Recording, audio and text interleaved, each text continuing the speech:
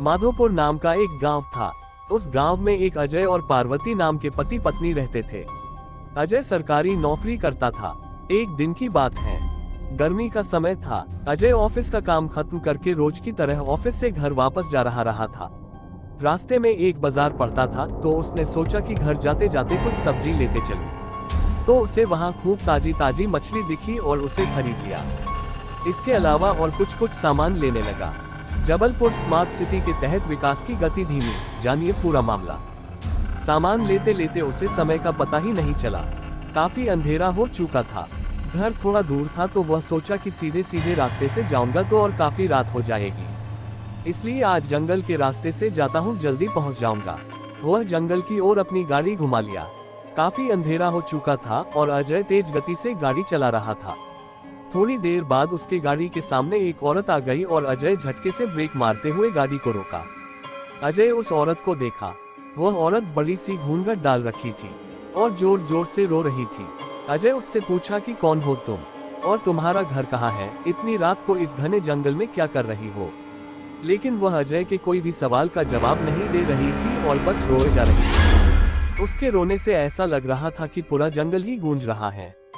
अजय ने सोचा कि शायद किसी मजदूर की पत्नी होंगी जो रास्ता भटक गई है। रास्ता बहुत ही सुनसान था, इसलिए उसने सोचा कि इस औरत की मदद किया जाए।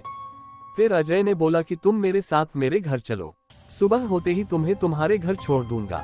वह अजय के साथ घर चलने के लिए तैयार हो गई और गाड़ी के पीछे बैठ गई। रीति रिवाज के कारण उसने अपने सिर पर घूंघट डाल रखा था, जिसकी वजह से उसका चेहरा छुपा हुआ था। काफी रात हो गया था तो घर पर अजय की पत्नी उसका इंतजार कर रही थी। जैसे ही घर के बाहर गाड़ी की आवाज सुनाई दिया, वैसे ही पार्वती दौड़कर बाहर आई। उसने अजय के साथ एक औरत को देखा तो उसने अजय से पूछने लगी कि ये कौन जो तुम्हारे साथ आई है। अजय ने सारी कहानी पार्वती को बताया। पार्वती की तबीयत थोड़ी खराब थी, इसलिए वह खाना नहीं बना पाई थी। तो अजय ने बोला तुम आराम करो, आज का खाना यही बना देगी। लेकिन पार्वती को उस औरत पर शक हो गया था। उसे लगा कि ये कोई साधारण औरत तो लग नहीं रही है, शायद ये कोई चोरनी होगी जो चालाकी से घर का सामान चुराने आई है। पार्वती ने इसे अपना रसोई घर दिखाया और बोली मौसम बहुत खराब हो रहा है, तुम जल्दी से खाना बना लो। इतना बोल के पार्वती अपने कमरे में चली गई और वह औरत बिना कुछ बोले रसोई में चली गई।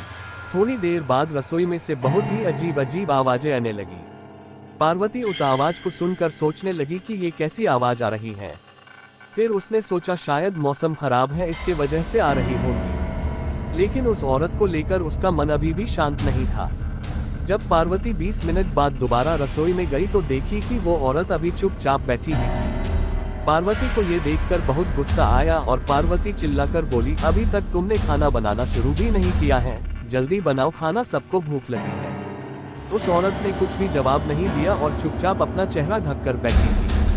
पार्वती ने कितने बार उसका चेहरा देखने की कोशिश की लेकिन देख नहीं पा रही थी। पार्वती ने फिर उससे कहा, चलो अब जल्दी से खाना बना लो, अगर किसी चीज की जरूरत पड़ी तो मुझे बुला लेना। लेकिन फिर भी वो कुछ नहीं बोली।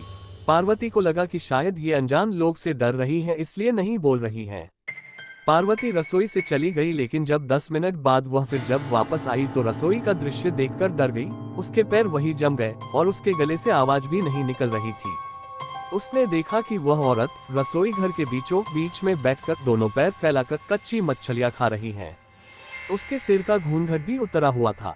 उसका चेहरा बेहद डरावना था। बाल बहुत बड़े बड़े और सफेद थे, नाखून भी बहुत काले थे।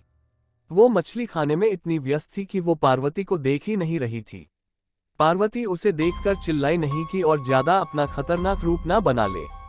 पार्वती ने धीरे से एक थाली उठाई और चूल्हे में जलता हुआ कोयला उठाकर उसके तरफ दौड़कर उस डायन के ऊपर गर्म कोयला फेंक दी। आग की जलन की वजह से वह जोर जोर से चिल्लाने लगी। उसकी आवाज इतनी तेज थी कि उसे सुनकर सारा गांव इकट्ठा हो गया। पार्वती ने उसे आग दिखा दिखाकर अपने घर से बाहर की। वह आग की डर से सीधा जंगल की ओर भाग गई। फिर वापस उस गांव